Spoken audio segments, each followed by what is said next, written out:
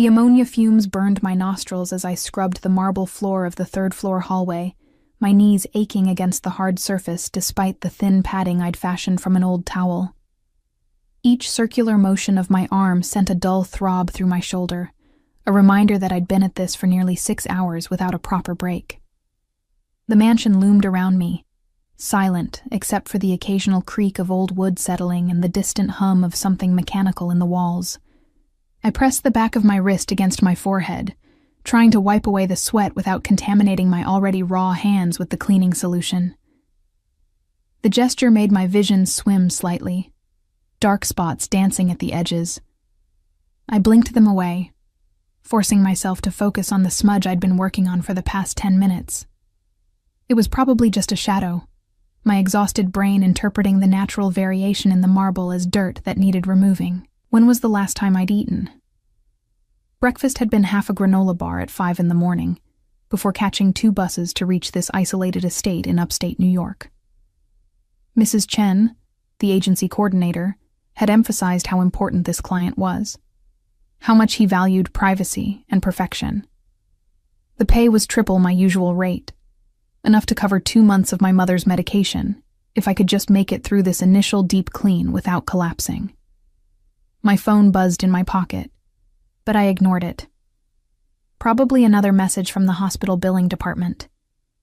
They'd been calling daily since Mom's latest admission 3 weeks ago. The number on the latest invoice had made me physically ill when I'd opened it. 5 digits that might as well have been 5 million for all my ability to pay it. The bucket of cleaning solution beside me had gone cold, the water murky with dissolved grime. I should empty it, refill it with fresh hot water, and the precisely measured amount of cleaner Mrs. Chen had specified in her 14-page instruction document. But the thought of standing up, of walking all the way back down 3 flights of stairs to the service area, made my legs feel like lead. Just finish this section, I told myself. Just get to the end of the hallway. Then you can take a break. The mansion was unlike anything I'd encountered in my 2 years of professional cleaning. Most of my clients were wealthy, sure, but their homes had a lived-in quality. Family photos on the walls, stacks of mail on counters, shoes kicked off by the door. This place felt more like a museum. Every surface gleamed with a perfection that suggested either rarely used or meticulously maintained by an invisible army of staff. Except there was no staff. Mrs. Chen had been clear about that. The owner preferred complete privacy. I was to arrive before dawn, work until the job was complete, and leave before he returned from wherever he spent his days. I wouldn't see him, wouldn't speak to him, wouldn't even know what he looked like beyond the vague description of tall, dark-haired, intimidating that Mrs. Chen had provided with an odd, nervous laugh. The house itself provided few clues about its occupant. The furniture was expensive, but impersonal, all straight lines and neutral colors. No books left open on tables, no dishes in the sink, no evidence of hobbies or interests, just rooms upon rooms of beautiful empty space. Well, not entirely empty. I'd found the study on the 2nd floor, and that had been different. While still immaculate, it had the only personal touches I'd seen all day. A chess set made of what looked like jade and obsidian, positioned mid-game on a side table. A single photograph in a silver frame on the massive mahogany desk, turned away from me so I couldn't see the image. And books. Actual books with cracked spines suggesting they'd been read, filling floor-to-ceiling shelves along one wall. I'd spent extra time in that room, dusting each book spine carefully, resisting the urge to pull any out and peek inside. The titles were eclectic. Russian literature, philosophy, military strategy, art history. Not what I'd expected from someone who lived in such stark surroundings. My vision swam again, more pronounced this time. I gripped the edge of a nearby console table, waiting for the dizziness to pass. The face that looked back at me from the ornate mirror above the table was pale, dark circles prominent beneath green eyes that seemed too large in my thin face. My brown hair, pulled back in a practical bun, had come partly loose, strands sticking to my sweaty neck. I looked exactly like what I was. Exhausted, underfed, desperate. The phone buzzed again. This time I pulled it out, thinking it might be Mom's nurse with an update. Instead, it was a text from my roommate Jenna. Hospital called again. Said they need to talk to you about payment arrangements. Also, your mom is asking for you. Guilt twisted in my stomach. I hadn't visited in 3 days, too busy working double shifts to keep up with the mounting bills. Mom understood, or at least she said she did, but I could see the hurt in her eyes each time I had to cut a visit short or skip one entirely. My fingers fumbled as I tried to type a response, the letters blurring together. I blinked hard, but the screen remained stubbornly out of focus. Maybe I should take that break now. Just 5 minutes to drink some water, eat the other half of that granola bar I'd saved for lunch. I pushed myself up from my knees, and the world tilted violently sideways. My last coherent thought before darkness swallowed me was that I couldn't afford to lose this job. I came back to consciousness in stages, each sense returning separately in a disorienting cascade. First, sound. Low voices speaking in tones too quiet for me to make out words. Then touch. Something soft beneath me, much softer than the marble floor where I'd been kneeling. The chemical smell of cleaning products had been replaced by something else, something warm and masculine like cedar and smoke. My eyes felt incredibly heavy, but I forced them open to find myself staring at an unfamiliar ceiling. Not the ornate plasterwork of the mansion's hallways, but a simpler surface painted a warm cream color. I turned my head slightly, wincing at the stiffness in my neck, and realized I was lying on a leather sofa in what appeared to be an office. No, not just any office. The office. The study on the second floor with the chess set and the mysterious photograph. She's waking up. The voice was male, unfamiliar, speaking with a crisp British accent. Vitals are stable, but she's severely dehydrated and malnourished. When did you say she last ate? I don't know. This voice made something in my chest constrict with instinctive alarm. It was deep, controlled, with the faintest trace of an accent I couldn't place. Russian, maybe? Each word was precisely articulated, giving the impression of someone who weighed every syllable before speaking. I found her unconscious in the hallway 30 minutes ago. Well, she needs food and fluids immediately. And rest, proper rest, not whatever she's been doing to herself. Papers rustled. Her blood pressure is dangerously low.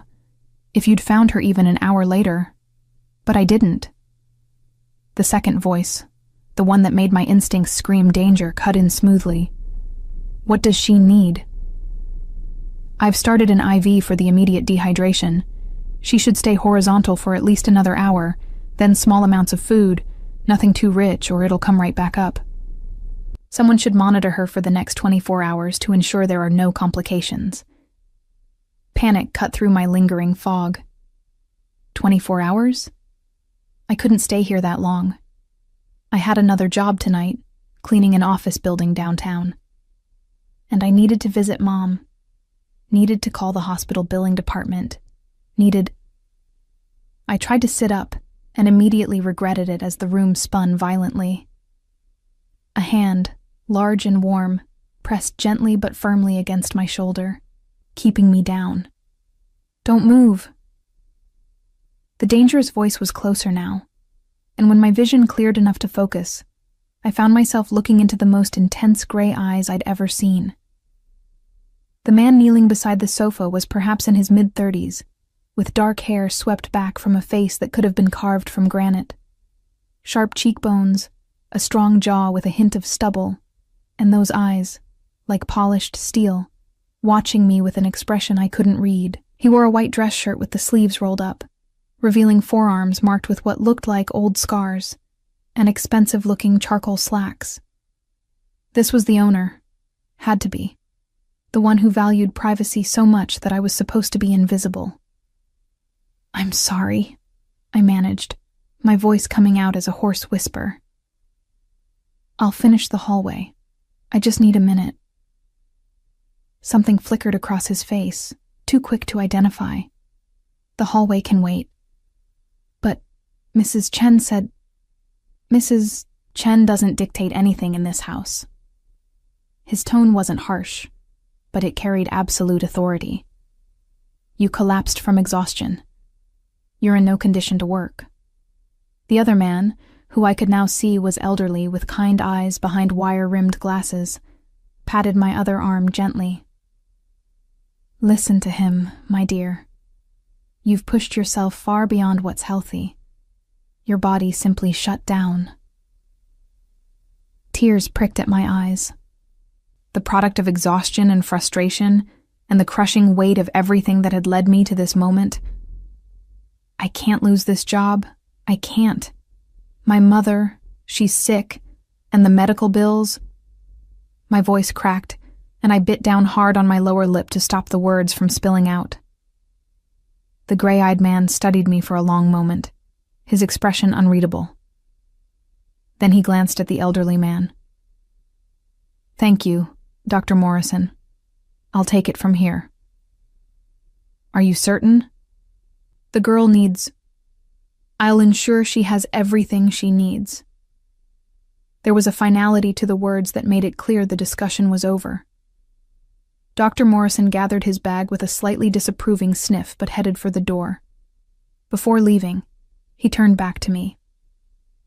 Small sips of water first, then clear broth if you can keep that down. And for God's sake, don't try to stand for at least an hour. Then he was gone, and I was alone with the dangerous-eyed man who was still kneeling beside the sofa, as if it was the most natural thing in the world for someone like him to lower himself to attend to someone like me. What's your name? He asked. Rowan. Rowan Finch. Rowan. He repeated it slowly, as if testing how it sounded. I'm Caspian Vale. This is my home, and you're not losing any job. What you're going to do is rest. I wanted to argue, to insist that I was fine, that I could get back to work. But my body betrayed me, a wave of exhaustion so profound rolling over me that I could barely keep my eyes open. The hallway. I tried one more time, weakly. Will still be there tomorrow. His hand, which had remained on my shoulder, moved to adjust the blanket someone had draped over me. The gesture was surprisingly gentle for someone who radiated such controlled danger. Right now, the only thing you need to worry about is resting. As consciousness began to slip away again, I heard him speaking in a low voice to someone I couldn't see. Cancel the meet at the docks. Tell Victor to handle the Brooklyn situation without me.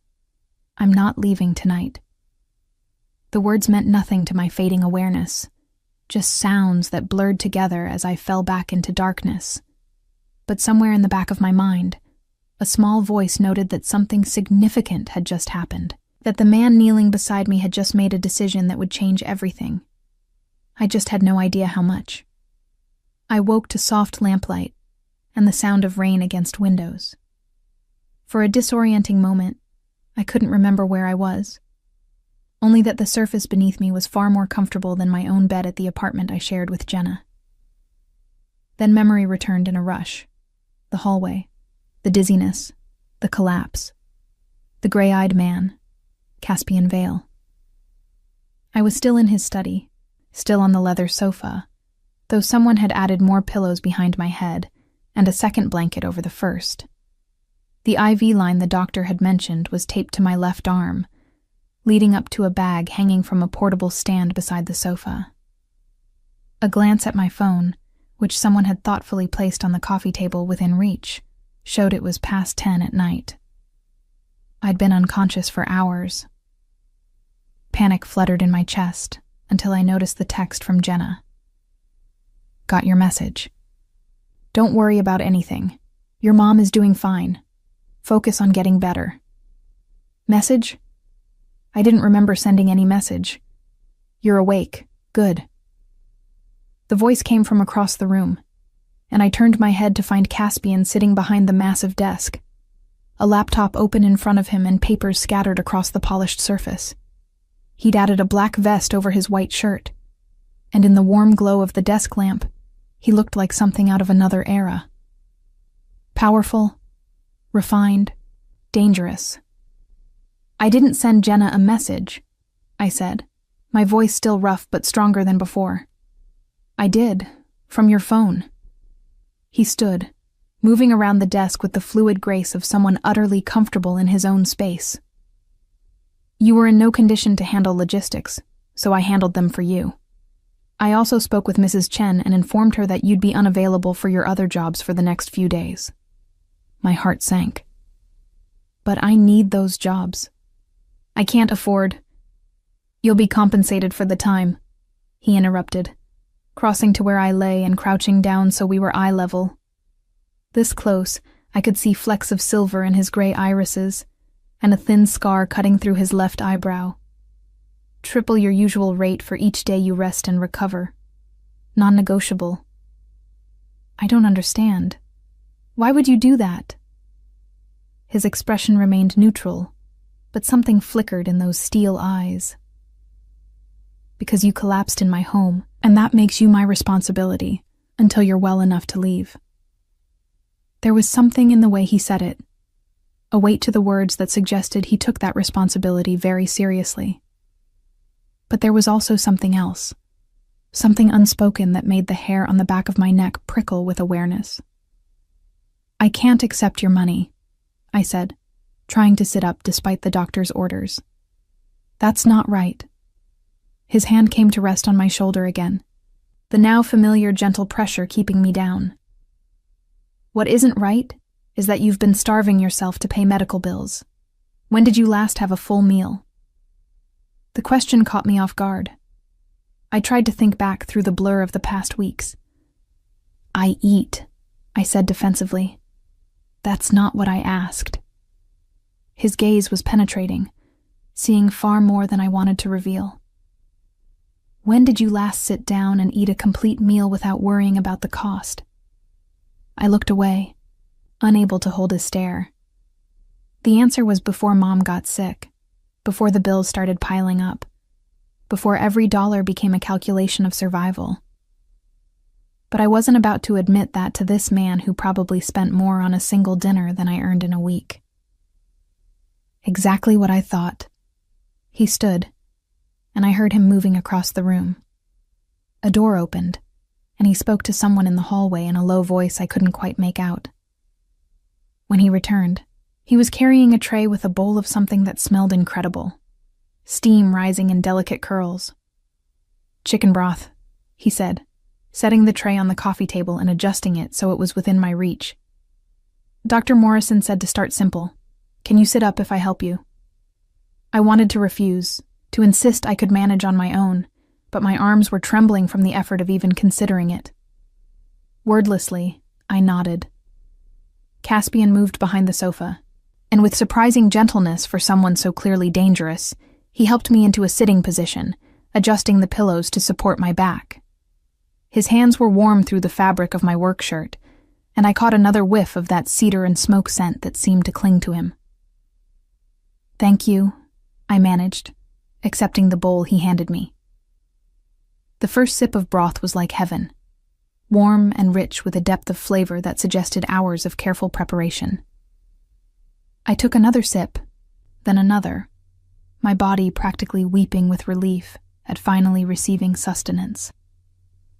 Caspian settled into the leather armchair across from me, watching with an intensity that should have made me uncomfortable. But there was nothing predatory in his gaze, just a kind of focused attention that suggested he was cataloging every detail, every reaction. "Your mother," he said after a moment. "What's her condition?"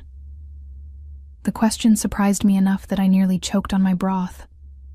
"How did you—" "You mentioned medical bills when you woke up earlier, and your roommate's text mentioned your mother specifically." He leaned back, fingers steepled under his chin. "I'm assuming her treatment is the reason you're working yourself to death." There was no judgment in his tone, just clinical assessment. But something about his directness made it impossible to hide behind polite evasions. Stage 3 kidney disease, I heard myself say. She needs dialysis 3 times a week, and the insurance company is fighting coverage for the medications that actually help. Every month it's something else, some other bill that's not covered, some other procedure they deem unnecessary. The words came faster now, spilling out with a bitterness I hadn't realized I was holding. I've tried everything. Medical assistance programs, charity care applications, negotiating with billing departments. Nothing is ever enough. Caspian was quiet for a long moment, his expression unreadable. Then he asked, "How much do you owe currently?" I can't ask you for money." "You didn't ask. I'm offering." He pulled his phone from his pocket and opened what looked like a banking app. "How much?" The number burned on my tongue, too large to even speak aloud. 84,000, I whispered. Give or take a few thousand depending on what new bills arrive. I expected shock or pity, or the kind of uncomfortable throat clearing that people did when confronted with someone else's financial disaster. Instead, Caspian just nodded, his fingers moving across his phone screen. "What hospital?" "You can't, this isn't..." I struggled to find words. "You don't even know me. Why would you pay off a stranger's medical debt?" He looked up from his phone, and for the first time I saw something almost like a smile touch the corners of his mouth. It didn't quite reach his eyes, but it softened the hard planes of his face. "Let's just say I have more money than I know what to do with, and you need help that I'm capable of providing. Consider it an investment in your recovery. You can't heal properly while drowning in stress. But $80,000 is a rounding error in my monthly expenses." He returned his attention to his phone. "St. Vincent's Hospital, correct? That's what the area code on your roommate's phone suggests." I nodded numbly, unable to process what was happening. This man, this stranger, was talking about my crushing debt like it was pocket change. "Done," he said a moment later, setting his phone aside. "They'll have the payment by morning. Your mother's treatment can continue without interruption." The bowl of broth slipped from my nerveless fingers. Caspian caught it with reflexes that seemed too fast for someone sitting several feet away, setting it safely on the coffee table before returning his attention to me. "Why?" I managed, tears streaming down my face now. "Why would you do that?" For a long moment he didn't answer, just studied me with those penetrating gray eyes. When he finally spoke, his voice was softer than I'd heard it yet. "Because I can. And because watching you destroy yourself over circumstances beyond your control doesn't sit well with me." "But you don't know anything about me," I protested weakly. "I could be a terrible person. I could take your money and disappear. You collapsed while working because you were too focused on doing the job perfectly to take care of yourself. That tells me everything I need to know about your character." He leaned forward slightly. "And for the record, I have very effective methods of finding people who try to run from me. Not that I think you will." There was something in the way he said it, a casual certainty about his reach and capabilities that sent a chill down my spine. What kind of man could casually write off such a massive sum? What kind of business did he run that made that kind of money seem insignificant? I thought about the isolated location of the mansion, the obsessive privacy, the way Dr. Morrison had appeared with unusual speed when summoned. Caspian Vale wasn't just wealthy. He was something else. Something that existed in the shadows of legitimate society. "What do you do?" I asked, unable to stop myself. "For a living, I mean." His expression shuddered immediately, the brief softness vanishing behind a mask of cool control. "I handle acquisitions for various interested parties. Import, export, that sort of thing." It was a non-answer. the kind of vague deflection that revealed nothing while sounding plausible. But I was too exhausted and overwhelmed to push further. This man had just saved my mother's life, had removed the crushing weight that had been drowning me for months. Whatever he did, whatever questionable business he ran, it had resulted in a miracle I couldn't possibly repay. "Thank you," I whispered, inadequate though the words were. "I don't know how I'll ever—" "You'll recover," he interrupted gently. "That's how you'll repay me. You'll rest, eat properly, and rebuild your strength. And then, if you're willing, you can continue working for me at a rate that won't require you to take other jobs." I stared at him. "You want to hire me permanently?" "This house is too large for one person to maintain, and I prefer not to have strangers coming and going constantly. You've already proven yourself trustworthy, and your attention to detail is exceptional." He gestured around the study. "Besides, I find I prefer your presence to the alternative of continued solitude." It was the most personal thing he'd said yet, a glimpse beneath the carefully controlled exterior. And something about the way he said it, with a hint of vulnerability quickly concealed, made my chest ache. "I don't understand you at all," I admitted. This time, his smile was genuine, transforming his face into something almost beautiful. "Good. That's exactly how I prefer it." Before I could respond, his phone buzzed with an incoming call. He glanced at the screen, and his expression went cold and hard again. "I need to take this. Don't try to get up. Someone will be here shortly with more food." He strode from the room, his voice dropping to a low, dangerous tone as he answered, "I told you not to call unless it was an emergency." The door closed behind him, leaving me alone with my spinning thoughts. Outside, the rain had intensified, drumming against the windows with increasing force. I looked down at the IV still dripping fluid into my arm, at the expensive blankets covering me, at the bowl of perfect broth waiting on the table. 6 hours ago, I'd been scrubbing floors while starving and desperate. Now I was lying in a room that probably cost more to furnish than I'd earn in 5 years. My mother's medical debts paid off by a man who had taken one look at my collapse and decided to insert himself into my life with overwhelming force. I should have been more wary, more suspicious. Instead, I felt the first flicker of something I hadn't allowed myself in months. Hope. My phone buzzed with a text from Jenna. "Holy shit, Ro. The hospital called. Someone paid off everything. Was that your new employer? What is happening?" I stared at the message, fingers hovering over the keyboard. What could I possibly say? I didn't understand what was happening any better than she did. All I knew was that Caspian Vale had appeared in my life like some dark guardian angel, and nothing would ever be the same. "I don't know," I finally typed back. "But I'm safe. I'll explain more tomorrow." Through the study door, I could hear Caspian's voice, still on his call. The words were indistinct, but the tone was unmistakable, cold, commanding, threatening. This was someone used to being obeyed, someone who didn't accept anything less than absolute compliance.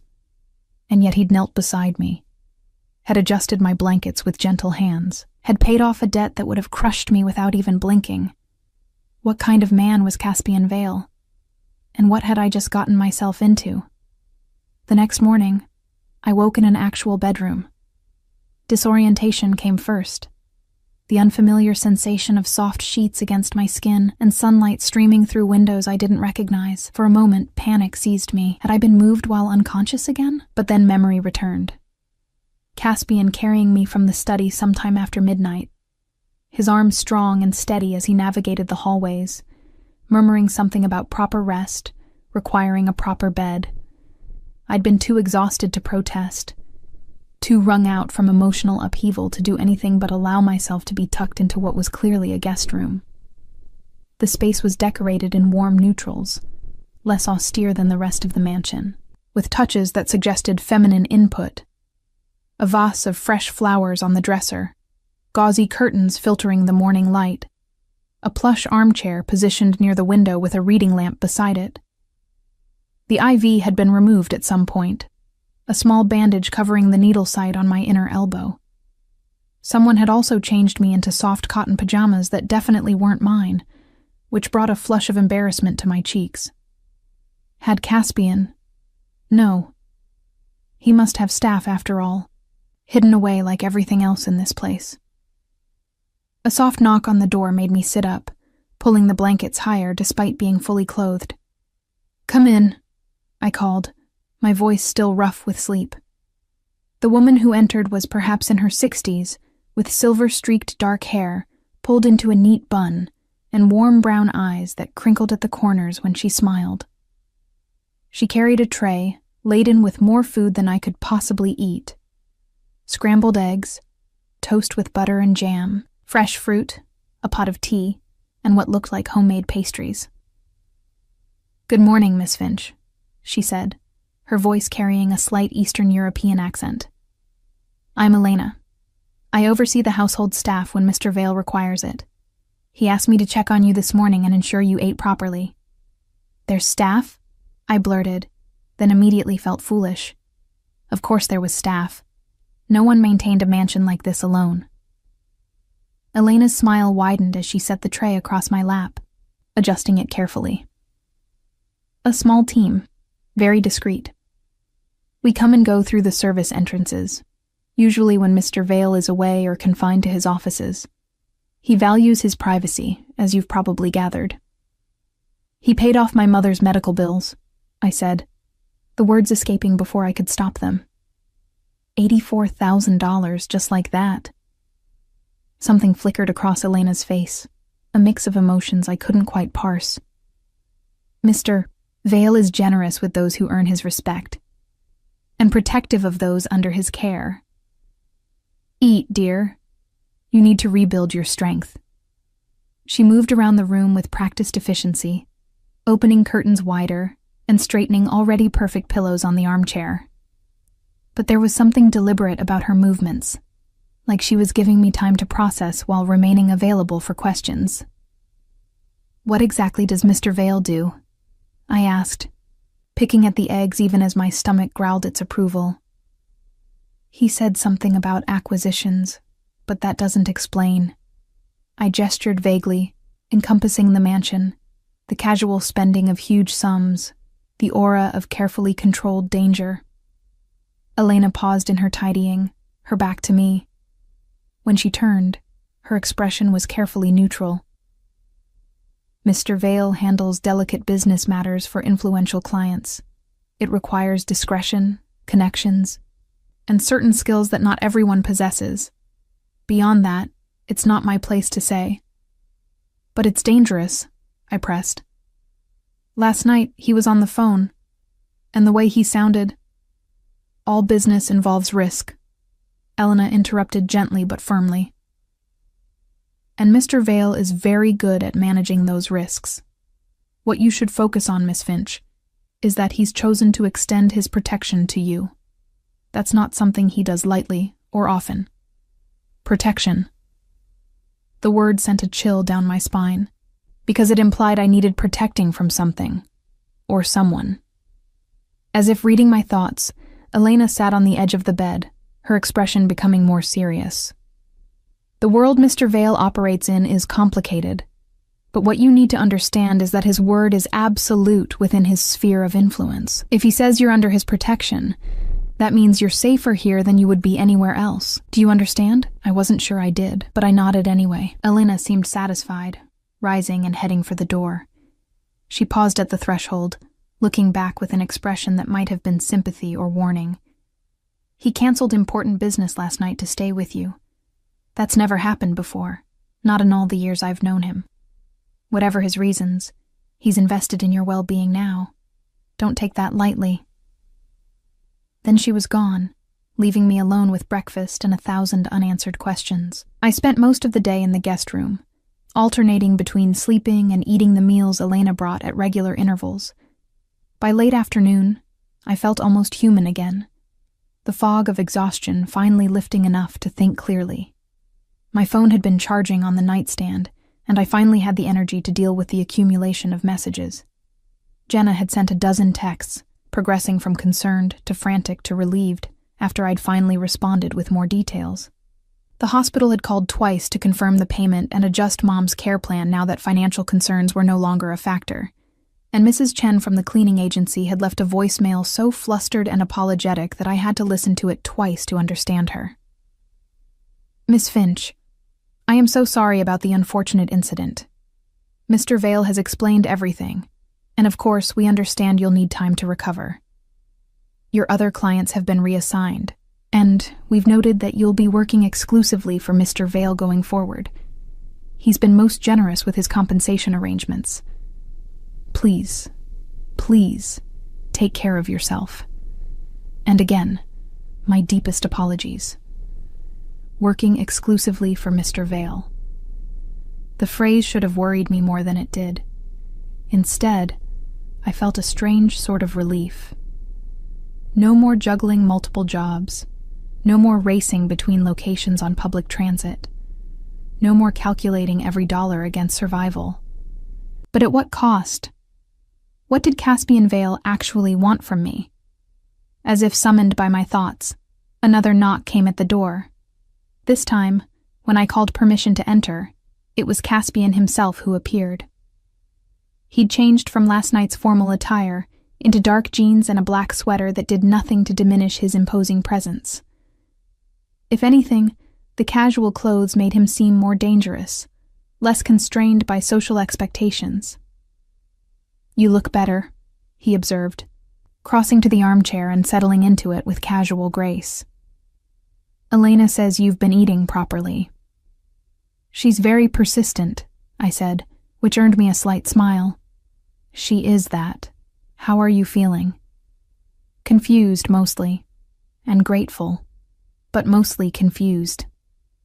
I pulled my knees up to my chest under the blankets, wrapping my arms around them. You paid off a massive debt, offered me a permanent job, and basically took over my life in the space of 12 hours. I don't understand why. Caspian was quiet for a moment, his gray eyes studying me with that now familiar intensity. When he spoke, his voice was carefully measured. I told you last night that you became my responsibility when you collapsed in my home. I meant it. But that's not a normal response, I countered. Normal people would have called an ambulance, maybe paid for the emergency room visit. They don't erase someone's entire debt and offer them employment. I'm not normal people, he said simply. And I don't do anything I don't want to do, Rowan, including this. The way he said my name, with careful deliberation, made something flutter in my chest. I pushed the feeling away, focusing on the larger questions. Elena said you canceled something important last night, some meeting. His expression darkened slightly. I did. Why? Because you were unconscious and vulnerable in my home, and I don't delegate responsibility when something matters to me. But I'm a stranger, I protested. I was just someone hired to clean your floors. Why would I matter? For a long moment, he didn't answer, just watched me with an expression I couldn't read. Then he leaned forward, elbows on his knees, his gaze never leaving mine. When I was 14, my mother collapsed in the street. She'd been working 3 jobs to keep food on the table after my father died. No one stopped to help her. They walked around her body like she was trash, like her suffering was inconvenient to their day. His voice remained controlled, but something cold and hard underlay the words. She lay there for 40 minutes before someone finally called an ambulance. By then, she'd had a stroke. She never fully recovered. The revelation hung in the air between us, explaining so much and yet raising new questions. I'm sorry, I said quietly. That must have been... It taught me several things, he interrupted, his tone brooking no sympathy. First, that the world is full of people who will walk past suffering if it doesn't directly affect them. Second, that money equals power, and power equals the ability to ensure certain things never happen again. And third, that when I see someone vulnerable and in need, I don't walk past. But you do more than not walk past, I pointed out. You insert yourself completely. You take control. Yes. No apology, no justification, just acknowledgement. That should terrify me more than it does, I admitted. Should it? His head tilted slightly, a predator assessing prey. Are you afraid of me, Rowan? I considered the question honestly. Was I afraid? He was clearly dangerous, clearly operated outside normal social boundaries, clearly used to exerting control over people and situations. But when I thought about the gentle way he'd adjusted my blankets, the unexpected vulnerability in his voice when he'd spoken about his mother, the simple fact that he'd stayed rather than delegating to staff. No, I said finally. I'm not afraid of you. Maybe I should be, but I'm not. Something shifted in his expression, a crack in the carefully maintained facade. Most people are. I'm not most people. No, he agreed softly. You're not. The moment stretched between us, charged with something I didn't have the energy to examine. Finally, Caspian stood, breaking the tension. Rest for the remainder of today. Tomorrow, if you're feeling up to it, I'll show you around the house properly. Help you understand the full scope of the position I'm offering. Position, I repeated. As in cleaning? As in managing the household. Elena handles the staff, but I'd like someone here permanently. Someone I trust. He moved toward the door, then paused. The previous arrangement was temporary.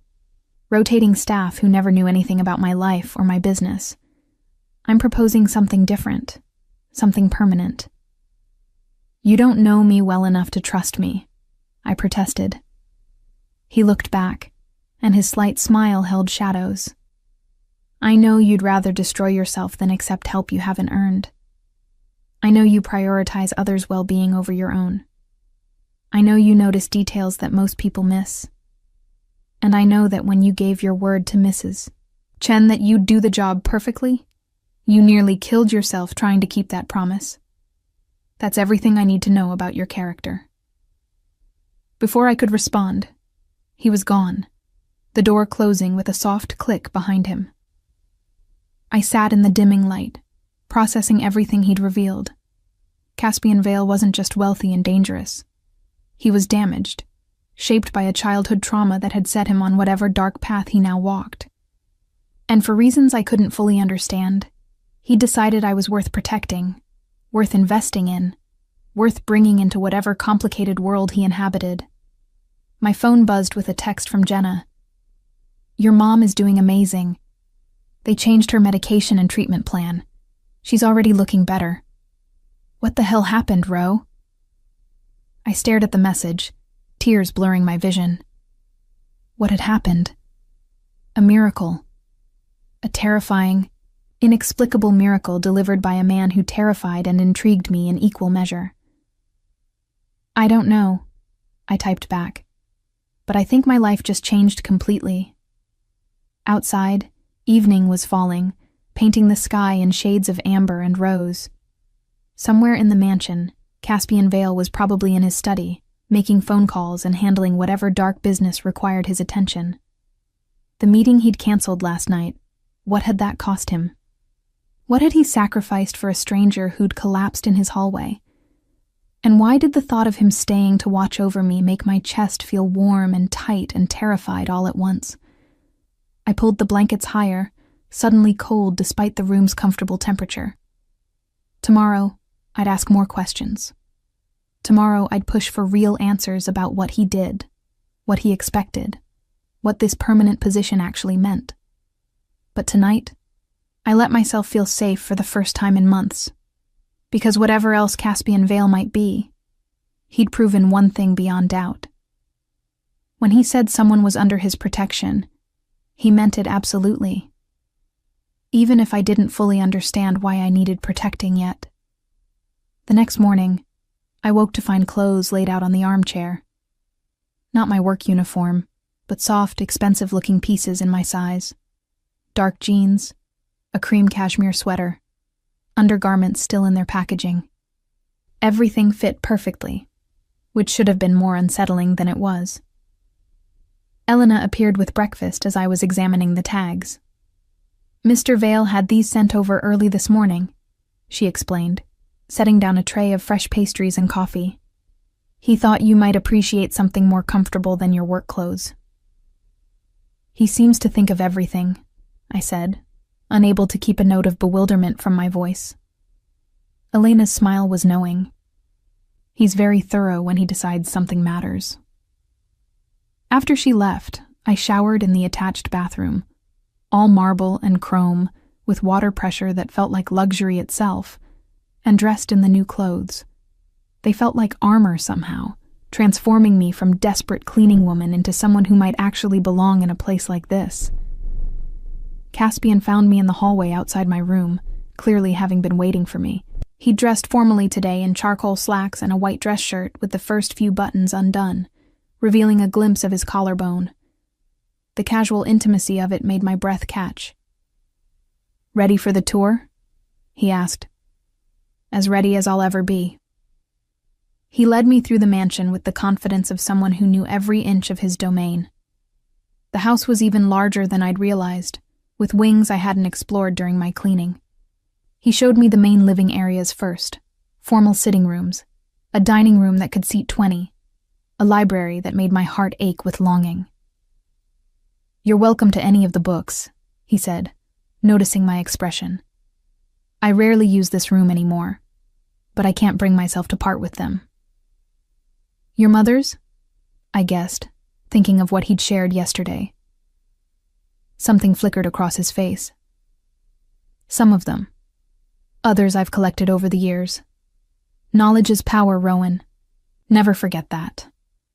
The kitchen was enormous, professional grade with gleaming stainless steel and more gadgets than I could identify. "Elena's domain," Caspian explained, "though I occasionally cook when the mood strikes." "You cook?"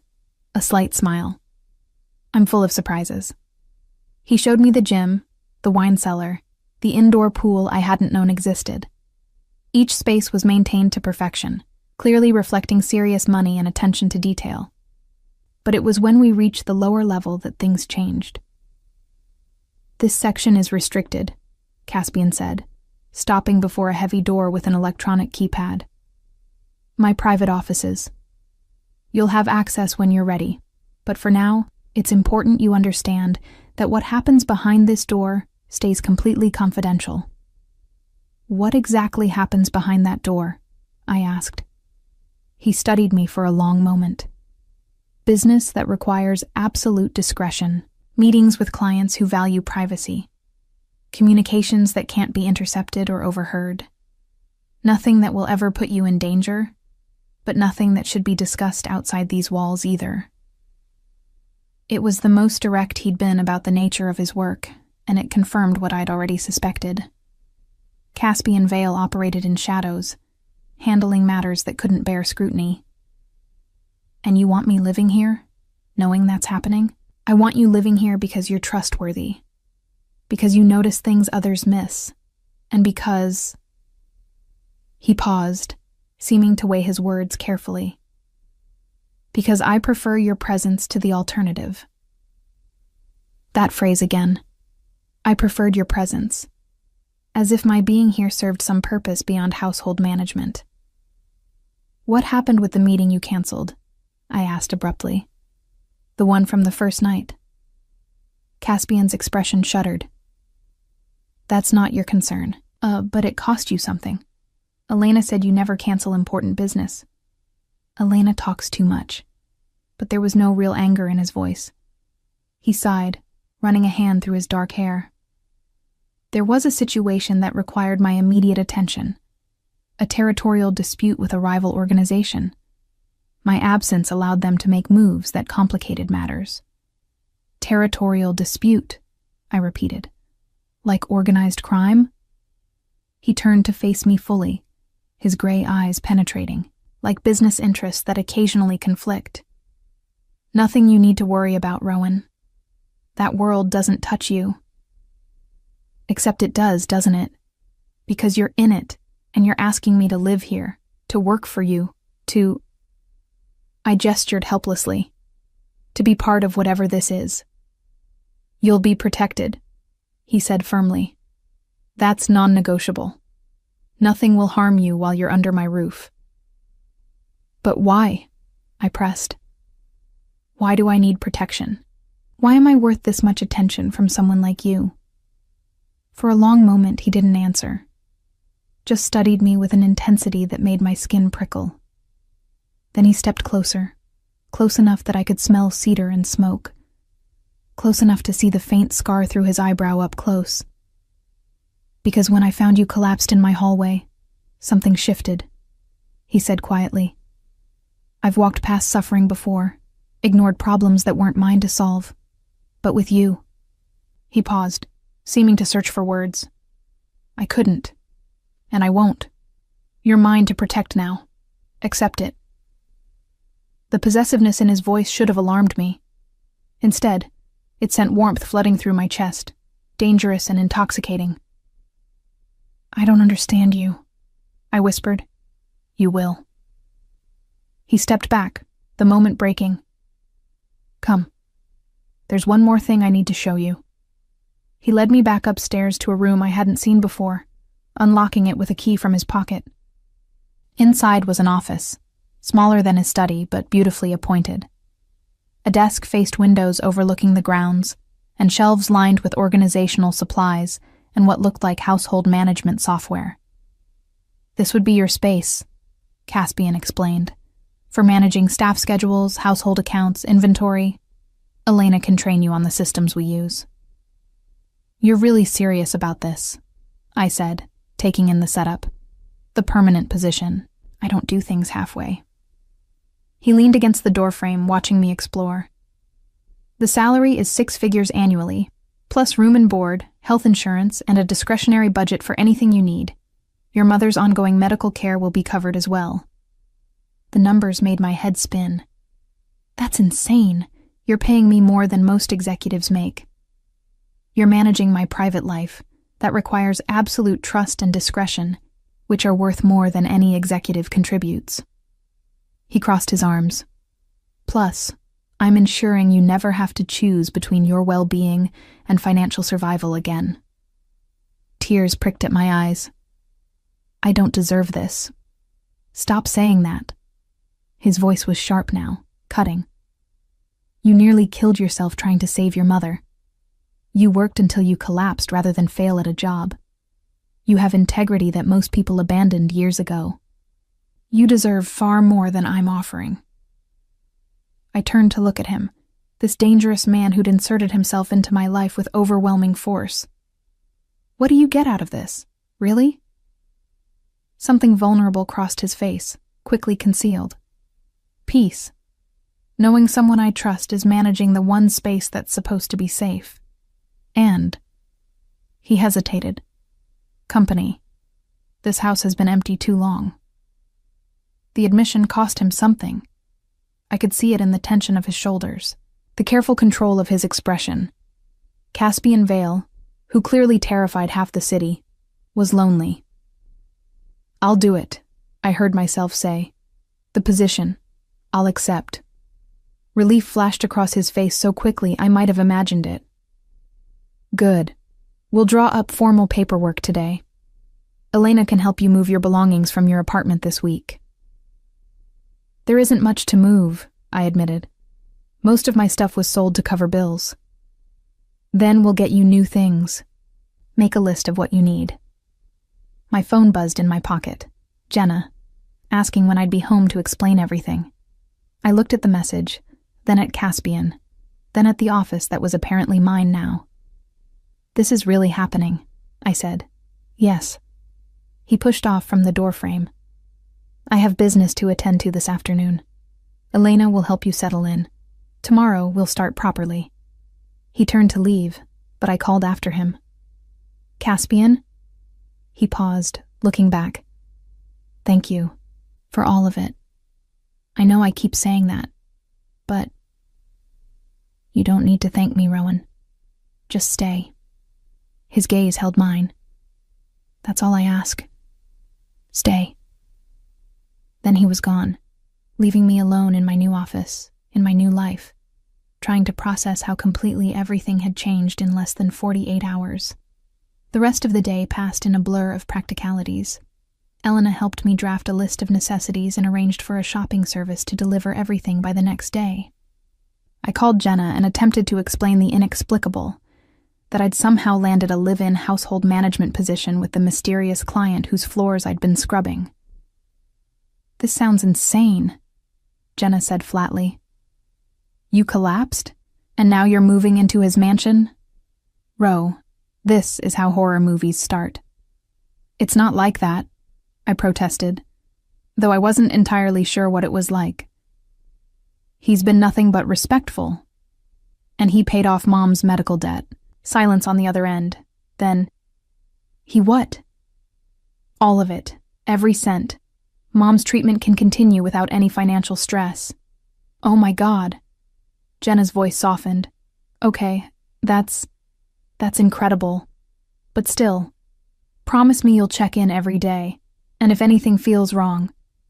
"I'll leave immediately," I assured her, though the promise felt hollow. Where would I go? Back to juggling multiple jobs and drowning in debt? Back to the apartment I could barely afford? No, this was my chance at something better, even if I didn't fully understand the cost yet. That evening, Caspian emerged from his offices for dinner. Elena had prepared something elaborate: roasted chicken with herbs I couldn't identify, vegetables that looked like art, bread still warm from the oven. We ate in the smaller dining room, just the two of us at a table that could seat 8. "Tell me about your mother," Caspian said, cutting into his chicken with precise movements. "Beyond the medical situation." The request surprised me. "Why?" "Because she matters to you, which means I should know about her." So I told him. About Mom's career as a teacher before the illness forced her retirement. About her love of terrible romance novels and competitive baking shows. About how she'd raised me alone after my father left when I was 3, working multiple jobs to give me opportunities she'd never had. "She sounds strong," Caspian observed. "She is. But even strong people break under enough pressure." "Yes." Something dark flickered across his face. "They do." We lapsed into comfortable silence, and I found myself studying him. The way he held his fork with careful precision. The slight tension in his shoulders that never fully released. The way his eyes constantly scanned the room, even in his own home, as if assessing threats. "What happened to your mother?" I asked quietly. "After the stroke." He was still for a long moment. Then, "She lived for 5 more years, but she was never the same. The vibrant, determined woman who'd raised me alone was gone, replaced by someone fragile and confused. I was 17 when she finally passed." "I'm so sorry." "Don't be." His voice was flat. "It taught me everything I needed to know about the world. That being good and working hard means nothing if you don't have power. That people will take everything from you if you let them. That the only way to protect what matters is to be stronger, richer, more ruthless than everyone else." The bitterness in his words painted a picture of the boy he'd been. Angry, grieving, determined to never be powerless again. Whatever path he'd taken from that grief to this mansion, it had been dark and probably violent. "Is that why you do what you do?" I asked. "Whatever it is?" "Partially." He set down his fork, his gray eyes meeting mine. "I told you I handle acquisitions. That's true, in a sense. I acquire things for people who can't acquire them through legal means. Information, leverage, solutions to problems that require discretion. So you're a fixer, among other things." He leaned back in his chair. "I also manage territories, settle disputes, and ensure certain business operations run smoothly. I'm what's called a mediator in my world.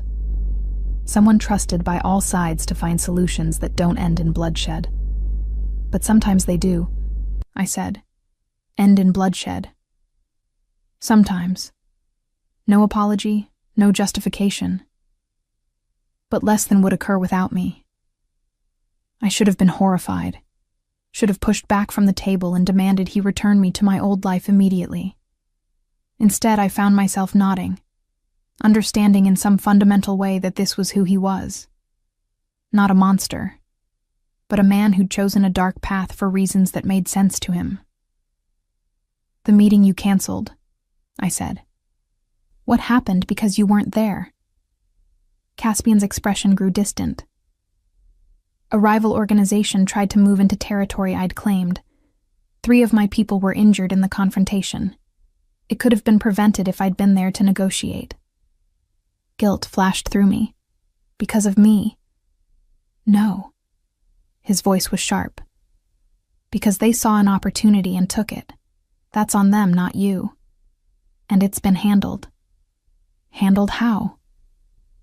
"Do you really want to know?" I thought about it, about the implications of whatever violent solution he'd implemented. "No," I admitted. "I don't think I do." "Good instincts."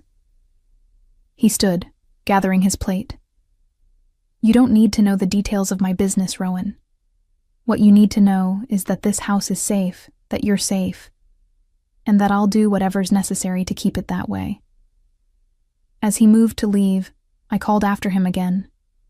"Caspian, those people who were injured, are they okay?" He paused at the doorway, looking back with an expression I couldn't read. "They will be. I take care of my own." The words hung in the air between us, weighted with meaning. Because that's what I was now, wasn't I? His. Under his protection, in his home, part of his carefully controlled world.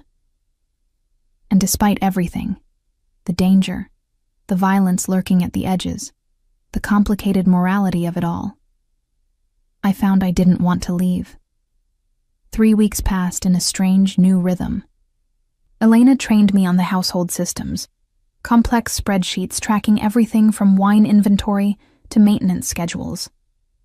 I learned the preferences of the small, discreet staff who came and went like ghosts. I discovered that Caspian had a standing weekly appointment with his tailor, that he took his coffee black with 1 sugar in the morning, but espresso in the afternoon, that he ran 5 miles every morning at dawn, regardless of weather. I learned to read his moods from subtle cues, the tightness around his eyes when business was stressful, the way his hand would curl into a fist when someone on the phone displeased him, the rare, genuine smile that transformed his face when something actually amused him. And he learned me, too. Knew without being told that I checked on Mom every morning and evening, that I preferred tea to coffee, that I'd developed a habit of reading in the library late at night when sleep eluded me, that the sound of raised voices made me flinch, a remnant of my father's unpredictable temper. We fell into an unexpected ease with each other, sharing meals and conversations that ranged from mundane household matters to surprisingly deep philosophical discussions. He was brilliant, I discovered, educated in ways that went far beyond formal schooling, with insights into human nature that came from years of studying people as tools or threats. "You analyze everyone." I observed one evening as we sat in the library, me curled in an armchair with a book while he reviewed documents at the desk. He looked up, one eyebrow raised. "Occupational hazard." "Do you analyze me?" "Constantly. No hesitation, no apology. You're a puzzle I'm still solving." "What have you figured out so far?" He set down his pen, giving me his full attention. "That you're stronger than you look. That you process the world through patterns and details most people miss. That you're afraid of depending on anyone because everyone you've depended on has either left or needed you to be the strong one. That you're lonely, but don't admit it, even to yourself."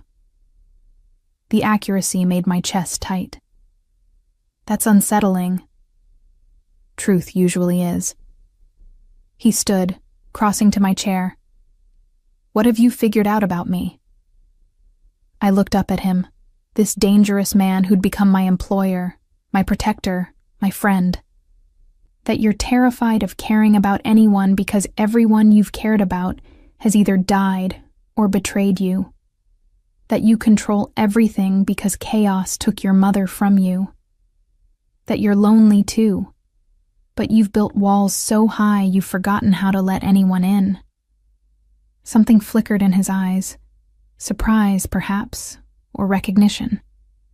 He crouched beside my chair, bringing us eye level. You see too much. So do you. We stayed like that for a long moment, the air between us charged with something neither of us acknowledged. Then his phone buzzed, breaking the spell. He stood smoothly, checking the message with a frown. I have to go out, he said. Business that can't wait. Be careful, I said automatically, then felt foolish. What did I know about his business? But he smiled, genuine warmth in the expression. Always am. It was past midnight when shouting woke me. I sat up in bed, heart pounding, trying to orient myself. The voices were coming from downstairs. Caspian's, I recognized, and at least 2 others. Not the measured tones of normal conversation, but real anger, raw and sharp. I shouldn't go down. It wasn't my business. But worry propelled me out of bed and into the hallway, following the sound to the main foyer. Caspian stood in the center of the marble floor, flanked by 2 men I didn't recognize. His white shirt was partially untucked, specked with something dark that might have been blood. His face was set in lines of cold fury as he faced off against a 3rd man, older, silver-haired, dressed in an expensive suit that screamed authority. You're making a mistake, Vale, the older man said, his accent Russian and thick. The treaty stands. You violated it by interfering in the waterfront situation. Petrov was moving drugs through civilian areas, Caspian replied, his voice deadly calm. Children's schools. That's a line no one crosses, treaty or not. That's not your concern. We police our own. Then police them better. Caspian stepped closer, and even from my position at the top of the stairs, I could feel the menace radiating from him. Or I'll continue doing it for you. The older man, the Russian boss clearly, noticed me then. His eyes flicked up to where I stood frozen on the stairs, then back to Caspian with something like amusement. I see. So that's why you've been distracted lately. A woman. He laughed, cold and mocking. How predictable. Caspian's hand moved to his hip, where I now noticed a gun tucked into his waistband. Leave her out of this. Why? She's leveraged now. Everyone knows the great Caspian Vale doesn't take women into his home. Doesn't let anyone matter. But this one. The Russian's smile was predatory. This one you're protecting. That makes her valuable. Terror seized me. I'd known abstractly that Caspian's world was dangerous, but seeing it manifest in front of me, seeing myself become a target simply by existing in his space, made it real in a way nothing else had. Mikhail.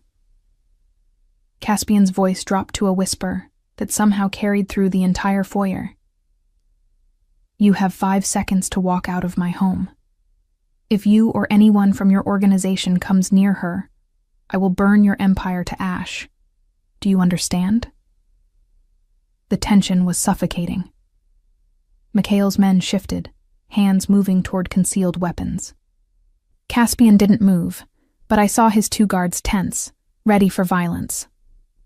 This isn't over, Mikhail finally said. You can't protect everyone, Vale. Eventually, something will slip. Get out. The Russians retreated, but not before Mikhail looked up at me one more time with a gaze that promised trouble. When the door finally closed behind them, Caspian's shoulders sagged infinitesimally before he caught himself. How much did you hear? He asked without turning around. Enough. I descended the stairs on shaking legs. You're bleeding. He glanced down at his shirt, as if only now noticing. Not my blood. There was an altercation before the meeting.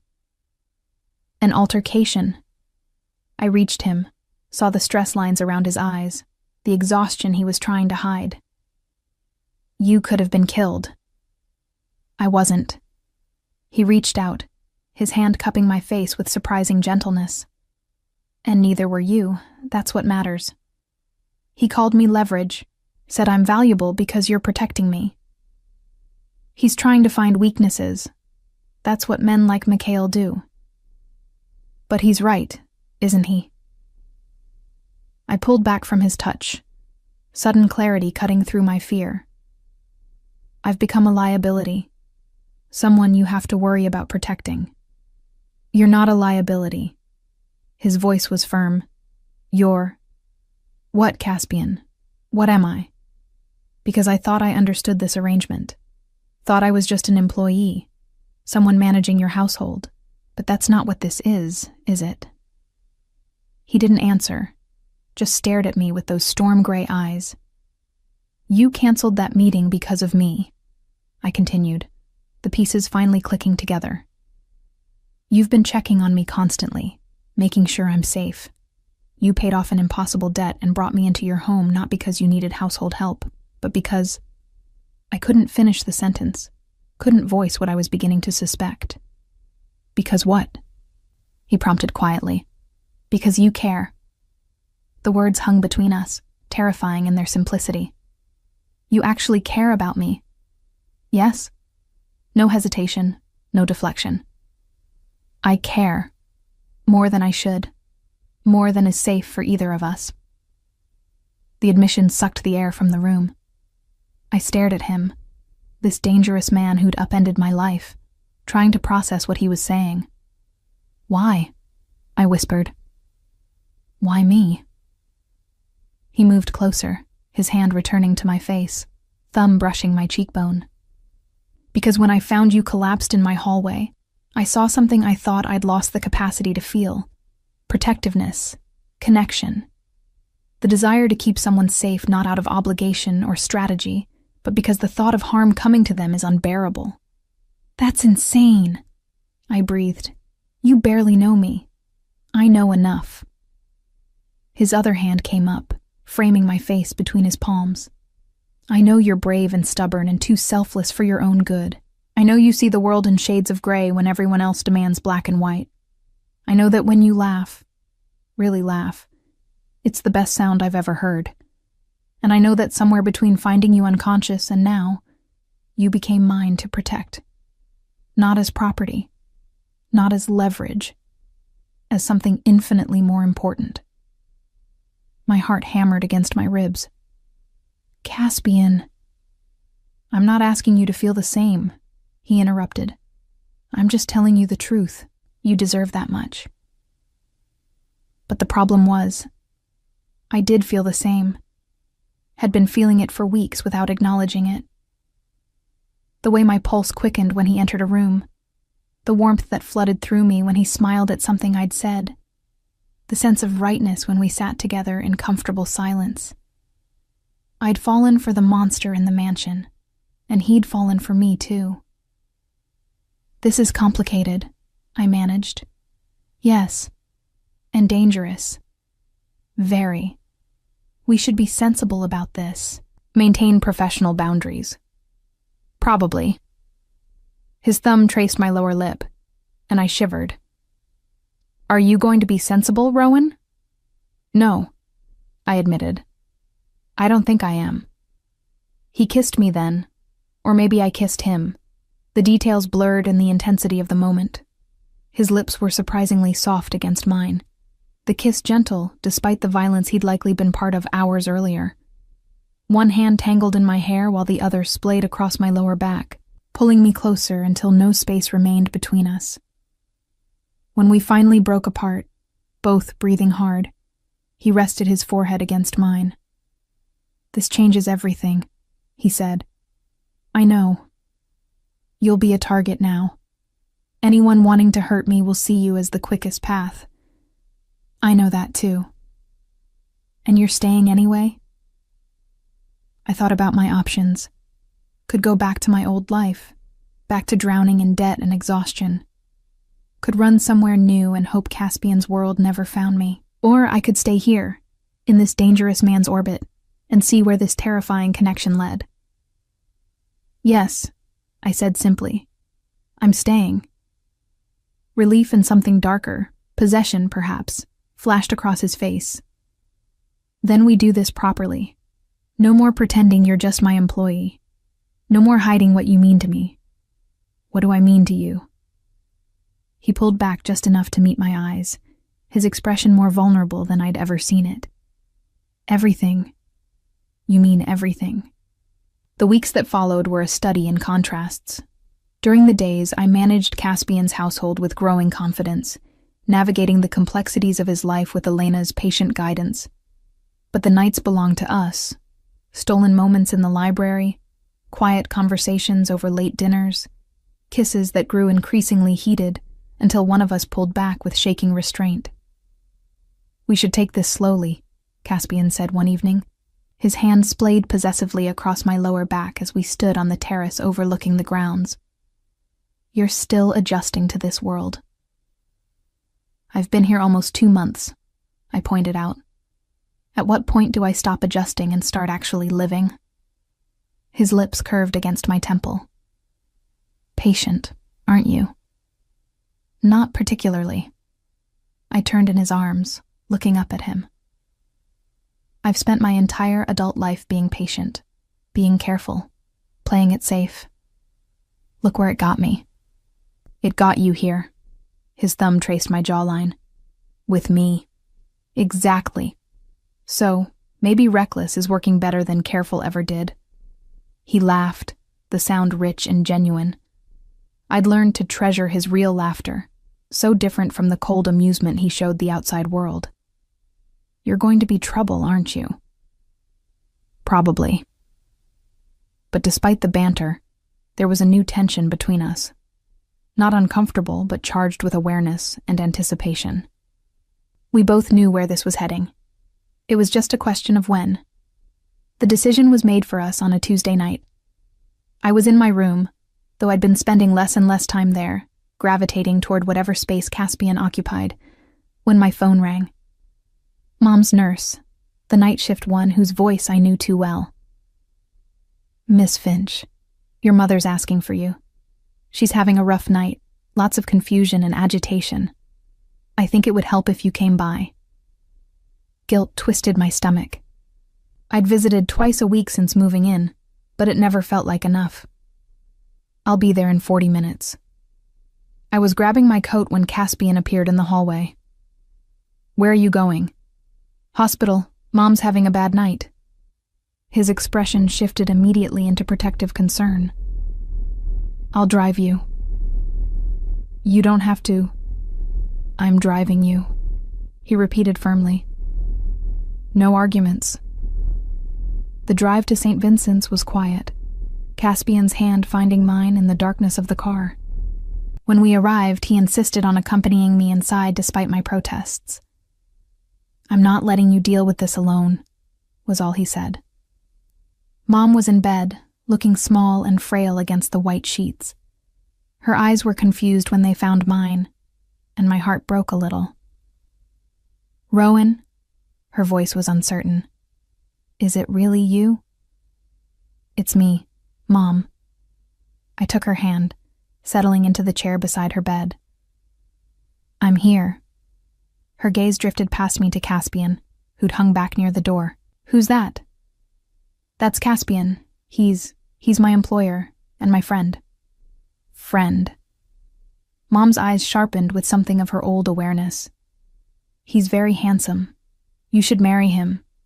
I felt heat flood my face. "Mom, I'm serious. Look at him, and the way he's looking at you." She smiled, the expression heartbreakingly familiar despite her current confusion. "That's the way your father used to look at me, before things went bad, like you were his whole world." I glanced back at Caspian, and found his gray eyes fixed on me, with an intensity that made my breath catch. My whole world. Was that really how he saw me? "Get some rest, Mom," I said gently, squeezing her hand. "I'll be back tomorrow." But she was already drifting off, the medications pulling her back under. I sat there for a long moment, watching her breathe, thinking about futures and possibilities and how quickly everything could change. She's right, you know. Caspian's voice came from behind me. About how I look at you. I turned to find him closer than I'd expected. Caspian, I love you, Rowan. The words were simple, declarative, impossible. I know it's too soon and too complicated and probably completely insane, but I love you. The world narrowed to just us, just this moment. You can't. And yet I do. He crouched beside my chair, taking my free hand in his. I've tried not to, tried to keep this professional and safe, but you've become essential to me in ways I can't even articulate. You're the first thing I think about when I wake up, and the last thing before I sleep. You make me want to be better than I am. Tears blurred my vision. I love you too. God help me. I love you too. His smile was blinding. Then let's stop fighting it. We left the hospital hand in hand, the decision made without words. Back at the mansion, Caspian led me not to my guest room but to his private suite, the space I'd seen only briefly during household inspections. Are you sure? He asked at the threshold, giving me one last chance to retreat. I answered by kissing him, pouring everything I couldn't say into the contact. His response was immediate and overwhelming, arms banding around me as he walked us backward into the room, kicking the door shut behind us. What followed was tender and intense, patient exploration punctuated by moments of desperate need. He learned every inch of my body with the same thorough attention he gave everything else, and I discovered the man beneath the dangerous exterior. Scarred, yes, but also capable of breathtaking gentleness. Afterward, we lay tangled together in his massive bed, my head on his chest, as his fingers traced lazy patterns on my bare shoulder. I need to tell you something, he said quietly. About the work I do. I tensed slightly. Okay. I'm what's called a mediator in the criminal underworld. When territories conflict or when business dealings go wrong, I'm brought in to negotiate solutions. I have connections to most of the major organizations in the city: Russian, Italian, Irish, Chinese. They trust me because I have no loyalty to any single family. That sounds incredibly dangerous. It is, but it also means I have significant power. Enough power to protect you from anything. I propped myself up on one elbow, looking down at him. Is that why you do it? For the power? Initially, yes. After my mother died, I was angry and lost. I fell in with people who taught me how to turn that anger into influence. By the time I was 25, I'd made myself indispensable to the city's criminal infrastructure. He paused. But lately, I've been thinking about exit strategies. Because of me? Partially. Also because I'm tired, Rowan. Tired of the violence, the constant vigilance, the moral compromises. I have enough money to last several lifetimes. Maybe it's time to actually live one. Hope fluttered in my chest. What would that look like? Legitimate business investments, consulting work that doesn't involve death threats, a quiet life with the woman I love. His hand cupped my face. If she'll have me. Always, I whispered. But Caspian, can you really walk away from that world? Won't they try to stop you? They'll try.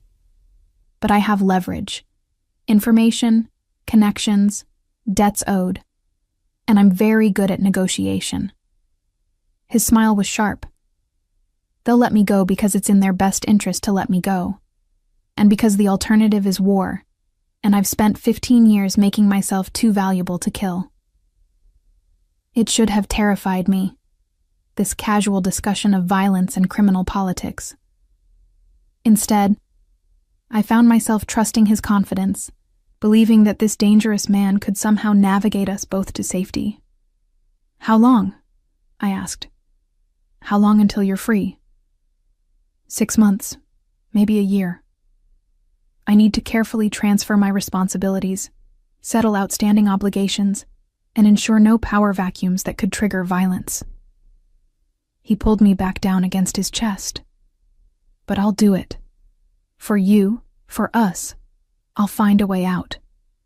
Over the following months, I watched Caspian systematically dismantle his position in the criminal underworld. It was like watching a grandmaster play chess. Every move calculated 10 steps ahead. He mediated a major territorial dispute between the Russians and Italians, his final act ensuring peace that would last years. He sold several of his underground businesses to rivals at prices that left everyone feeling they'd gotten a good deal. He transferred his information networks to a protege he'd been quietly training, and through it all, he kept me safe. When threats emerged, and they did, because Mikhail hadn't forgotten his promise, Caspian handled them with ruthless efficiency. I never asked for details, didn't want to know. But the threats always disappeared, and we remained untouched in our mansion sanctuary. Mom's health improved dramatically with the consistent, high-quality care she was now receiving. She even regained enough clarity to properly meet Caspian, declaring him dangerous but devoted, with typical directness. "He'll burn the world down for you," she told me during one visit. "Make sure you're worth it."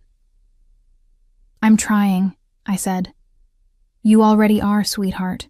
You already are." It was a spring evening, nearly a year after I'd first collapsed in Caspian's hallway, when everything finally came together. We were in the library, him working through final documents while I read nearby, when he suddenly closed his laptop with decisive finality. "It's done," he said. I looked up. "What's done?" "All of it. My obligations, my responsibilities, my involvement in that world. As of today, I'm officially retired from the mediation business." He stood, crossing to my chair. "I'm free, Rowan. We're free." Joy and disbelief warred in my chest. "Really? Completely?" "Completely. I've transferred my last contract, settled my final account. The only business I'm involved in now is entirely legitimate." He knelt beside my chair, pulling a small velvet box from his pocket. "Which means I can finally ask you this properly." My breath caught as he opened the box, revealing a ring, elegant, understated, with a single diamond that caught the lamplight. "Rowan Finch, you walked into my life when I'd forgotten how to feel anything but anger and control. You saw past the danger to something worth saving. You made me want to be better, to build something real instead of just accumulating power." His voice was steady, but I could see the vulnerability in his eyes. "Will you marry me?" Tears streamed down my face as I nodded. "Yes. God, yes." He slid the ring onto my finger, then pulled me from the chair into his arms, kissing me with a passion that still made my knees weak after all these months. "I love you," he murmured against my lips. "My reckless, stubborn, perfect girl." "I love you too," I replied. "My dangerous, reformed, surprisingly romantic man." He laughed, and the sound filled the library like music. Outside, evening was falling, painting the sky in shades of gold and rose. Somewhere in the city, the criminal underworld was adjusting to life without Caspian Vale's mediation. But here, in this mansion that had once felt like a prison and now felt like home, we were building something new. A life, a future, a love that had emerged from the most unlikely circumstances. "What do you want?" Caspian asked, holding me close. "Big wedding? Small ceremony? Something in between?" "I just want you," I said honestly. "Everything else is details." "Then you'll have me, for as long as you'll keep me." "That's going to be a very long time," I warned. "Good." He kissed my forehead. "Because I'm not going anywhere. I stopped a war for you, Rowan. Walked away from everything I'd built. You're stuck with me now." I can live with that. And I could, because the man who'd found me unconscious on his hallway floor, who'd knelt beside me when he'd never knelt for anyone, who'd dismantled his dangerous empire piece by piece to build a safe life for us. That man was mine, and I was his, not as leverage or possession, but as an equal partner in a love that had transformed us both. The Mafia boss had stopped his war for the maid who'd collapsed in his home, and in doing so, he'd found something far more valuable than power or control. He'd found redemption, found peace, found home, and so had I.